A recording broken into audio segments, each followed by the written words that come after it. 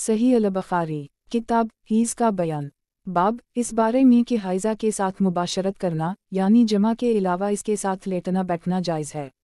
حدیث نمبر 299 ترجمہ قبیصہ صفین منصور ابراہیم اسود حضرت عائشہ روایت کرتی ہیں کہ میں اور نبی ایک برتن سے غسل کرتے تھے جبکہ ہم دونوں جنبی ہوتے تھے اور حیض کی حالت میں آپ مجھے حکم دیتے تھے، میں ازار پہن لیتی تھی، پھر آپ مجھ سے اختلاط کرتے تھے، یہ بھی ہوتا تھا کہ آپ بحالت اعتکاف اپنا سر مبارک میری طرف نکال دیتے تھے اور میں اس کو دھو دیتی تھی حالانکہ میں حائضہ ہوتی تھی۔ صحیح البخاری کتاب حیض کا بیان باب اس بارے میں کہ حائضہ عورت روزہ چھوڑ دے۔ حدیث نمبر 304 ترجمہ سعید بن ابی مریم محمد بن جعفر زید بن اسلم ایاز بن عبداللہ حضرت ابو سعید خدری روایت کرتے ہیں کہ ایک مرتبہ رسول اللہ عید الاضحیٰ یا عید الفطر میں نکلے، واپسی میں عورتوں کی جماعت پر گزر ہوا تو آپ نے فرمایا کہ اے عورتوں، صدقہ دو اس لیے کہ میں نے تم کو دوزخ میں زیادہ دیکھا ہے۔ وہ بولی یا رسول اللہ وہ کیوں؟ آپ نے فرمایا کہ تم کثرت سے لعنت کرتی ہو اور شوہر کی ناشکری کرتی ہو، اور تمہارے علاوہ میں نے کسی کو نہیں دیکھا کہ وہ دین اور عقل میں ناقص ہونے کے باوجود کسی پختہ عقل والے مرد پر غالب آ جائے۔ عورتوں نے کہا کہ یا رسول اللہ یہ ہمارے دین میں اور ہماری عقل میں کیا نقصان ہے؟ آپ نے فرمایا کہ یا عورت کی شہادت شرع مرد کی نصف شہادت کے برابر نہیں ہے۔ انہوں نے کہا ہوں۔ آپ نے فرمایا یہی اس کی عقل کا نقصان ہے، کیا ایسا نہیں ہے کہ جب عورت حائضہ ہوتی ہے تو نہ نماز پڑھ سکتی ہے اور نہ روزہ رکھ سکتی ہے؟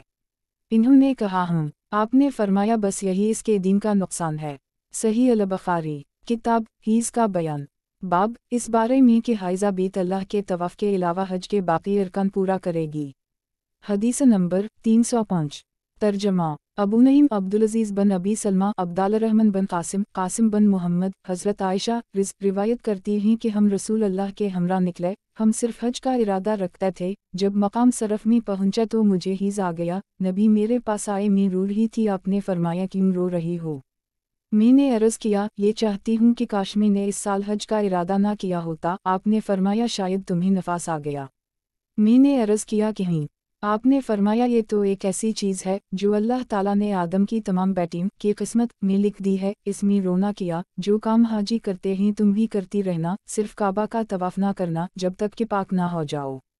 صحیح البخاری کتاب حیض کا بیان باب کیا عورت اسی کپڑے میں نماز پڑھ سکتی ہے جس میں اسے حیض آیا ہو؟ حدیث نمبر 312 ترجمہ ابو نعیم ابراہیم بن نافع ابن ابی نجی مجاہد حضرت عائشہ روایت کرتی ہیں کہ ہم میں سے کسی کے پاس ایک کپڑے سے زائد نہ ہوتا تھا، اسی میں حائضہ ہوتی تھی، پھر جب اس میں خون لگ جاتا تو اس پر تھوک دیتی اور اپنے ناخن سے اسے مل ڈالتی تھی۔ صحیح البخاری کتاب حیض کا بیان باب عورت حیض کے غسل میں خوشبو استعمال کرے۔ حدیث نمبر 313 ترجمہ عبداللہ بن عبدالوہاب حماد بن زید ایوب حفصہ حضرت ام عطیہ روایت کرتی ہیں کہ رسول اللہ کے زمانہ میں ہمیں کسی میت پر 3 دن سے زیادہ سوگ کی ممانعت کی جاتی تھی، مگر ہم خاوند پر 4 ماہ 10 دن سوگ کا حکم تھا، اور ایسی حالت میں نہ ہم سرما لگاتیں اور نہ خوشبو لگاتیں اور نہ اسب کے علاوہ رنگین کپڑے پہنتیں، اور جب کوئی ہم میں سے حیض کے بعد پاک ہوتی تو اس کو کس تزفار خوشبو کی اجازت دی جاتی تھی اور ہمیں جنازوں کے ہمراہ جانے کی ممانعت بھی کر دی گئی تھی۔ صحیح البخاری کتاب حیض کا بیان باب حیض کا غسل کیوں کر ہو۔ حدیث نمبر 315 ترجمہ مسلم وحیب منصور صفی حضرت عائشہ روایت کرتی ہیں کہ ایک انصاری عورت نے نبی سے کہا کہ میں غسل حیض کس طرح کروں؟